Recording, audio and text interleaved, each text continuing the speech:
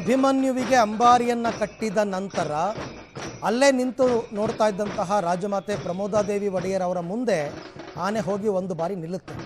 ಅವ್ರು ನೋಡ್ತಾರೆ ಎಲ್ಲವೂ ಸರಿಯಾಗಿದೆಯಾ, ಕಟ್ಟಿರೋ ರೀತಿ ಸರಿಗಿದೆಯಾ, ಅಂಬಾರಿ ಏನಾದರೂ ವಾಲಿದೆಯಾ, ಆಮೇಲೆ ಉತ್ಸವ ಮೂರ್ತಿಯನ್ನು ಇರಿಸಿರುವ ರೀತಿ ಸರಿ ಇದೆಯಾ, ಎಲ್ಲವನ್ನು ನೋಡಿ ಅವರಿಗೆ ತೃಪ್ತಿ ಆಗಬೇಕು.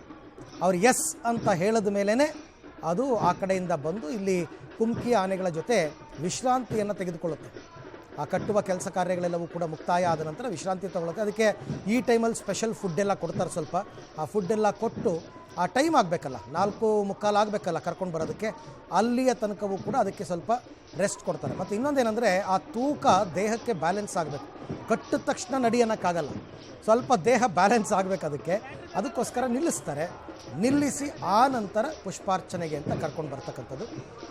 ಆಮೇಲೆ ಇದಕ್ಕೆಲ್ಲ ಒಂದು ಟೀಮ್ಸ್ ಇರುತ್ತೆ.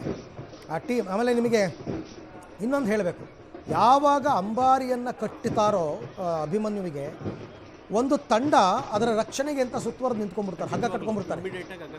ಹಗ್ಗ ಕಟ್ಟಿ ಅವರೆಲ್ಲ ಹಗ್ಗ ಹಿಡ್ಕೊಂಡು ನಿಂತ್ಬಿಡ್ತಾರೆ. ಅವ್ರು ಬ್ಲೂ ಕಲರ್ ಯೂನಿಫಾರ್ಮ್ ಹಾಕ್ಕೊಂಡು ಬರ್ತಾರೆ. ಅವ್ರು ಪ್ರತಿ ವರ್ಷ ನೋಡಿ ಬನ್ನಿ ಮಂಟಪಕ್ಕೆ ಹೋಗಿ ಅಂಬಾರಿಯನ್ನು ಇಳಿಸುವ ತನಕ ಅದರ ಭದ್ರತೆಯ ಜವಾಬ್ದಾರಿ ಅವ್ರದ್ದೇ ಅಲ್ವಾ.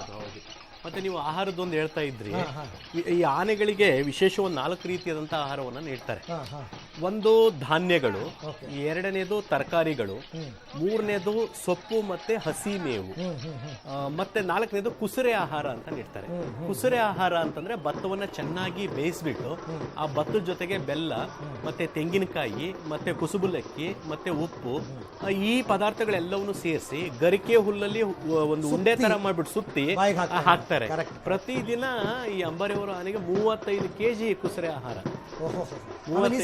ಬೆಣ್ಣೆ ಕೊಡ್ತಿಲ್ಲ, ಇಲ್ಲ ಬೆಣ್ಣೆ ಮತ್ತೆ ಗೋಧಿನ ಕೊಡ್ತಾ ಇಲ್ಲ ಈ ಸಾರಿ. ಕರೆಕ್ಟ್, ಅದು ಬೆಣ್ಣೆ ಕೊಟ್ಟಿಲ್ಲ. ಹೌದು ಹೌದು, ಆಕ್ಚುಲಿ ಕಳೆದ ಬಾರಿ ಎಲ್ಲ ನಾವು ಬೆಣ್ಣೆ ಕೊಡ್ತಾ ಇದ್ದಿದ್ದನ್ನ ನೋಡ್ತಾ ಇದ್ವಿ. ಹೌದು, ಈ ಬೆಣ್ಣೆ ಮತ್ತೆ ಗೋಧಿ ಈ ವರ್ಷ ಕೊಟ್ಟಿಲ್ಲ.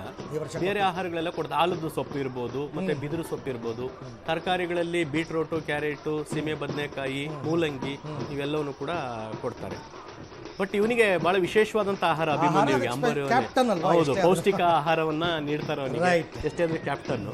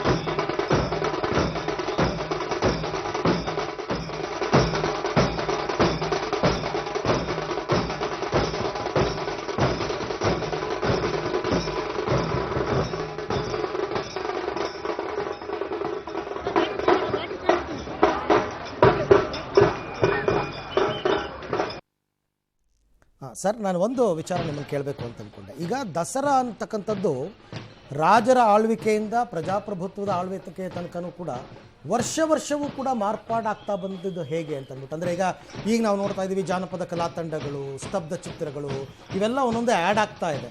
ಸೊ ರಾಜರ ಕಾಲದಲ್ಲೂ ಕೂಡ ಹೀಗೆ ಇತ್ತಾ ಅಥವಾ ಬೇರೆ ರೀತಿಯಾದಂತಹ ಇದು ಬಂತ ಅಂತಂದು?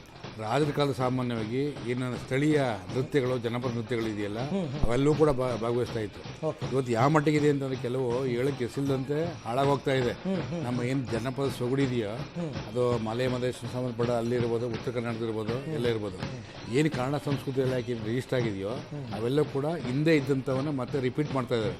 ಈ ಸ್ತಬ್ಧ ಚಿತ್ರಗಳು ಅಂದರೆ ಈ ಸಾಂಕೇತಿಕವಾಗಿ ಇಲಾಖೆಯನ್ನು ಅಭಿವೃದ್ಧಿ ಸಂಬಂಧಪಟ್ಟಂಥ ಅಥವಾ ಬೇರೆ ಬೇರೆ ಜಿಲ್ಲೆಯ ಪ್ರತಿಬಿಂಬಿಸುವಂಥ ಸ್ತಬ್ಧ ಚಿತ್ರಗಳು.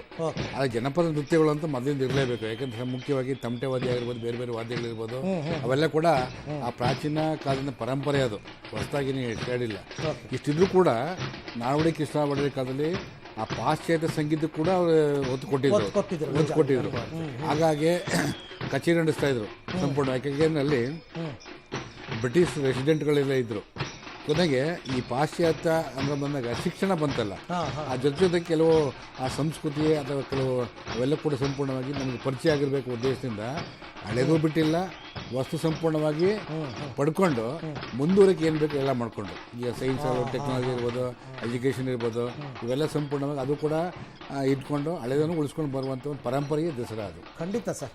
ನೋಡೋಣ ಇವಾಗ ಜಂಬೂ ಸವಾರಿಯ ಪ್ರಮುಖ ಆಕರ್ಷಣೆ ನಾಡದೇವತೆ ಚಾಮುಂಡೇಶ್ವರಿಯನ್ನು ಹೊತ್ತ ಕ್ಯಾಪ್ಟನ್ ಅಭಿಮನ್ಯುವನ್ನ ಎಲ್ಲರೂ ಕಣ್ತುಂಬ್ಕೋತಾ ಇದ್ದಾರೆ. ಎಲ್ಲರೂ ಕೂಡ ಸಿಕ್ಕಲ್ಲೇ ಚಾನ್ಸ್ ಅಂತ ಫೋಟೋ ತಗೋತಾ ಇದ್ದಾರೆ. ಇದನ್ನ ನೋಡೋದಕ್ಕೆ ಅಂತಲೇ ಕಾಯ್ತಾ ಇದ್ದಾರೆ.